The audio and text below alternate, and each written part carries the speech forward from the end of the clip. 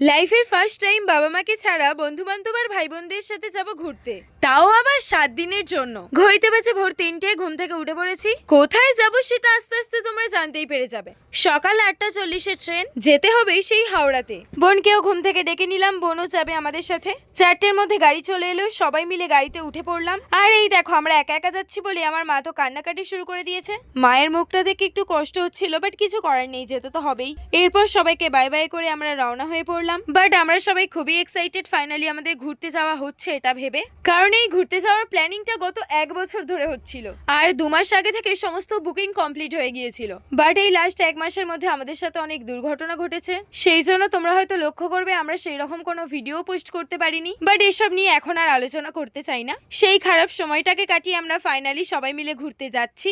Continue 2 ঘন্টা journey করার পর আমরা হাওড়া স্টেশনে পৌঁছাবো। তবে তোমরা কমেন্টে গেস করে বলো দেখি আমরা কোথায় যেতে চলেছি। ছোট্ট মতো একটা ক্লু দিলাম, যাবো বরফের দেশে।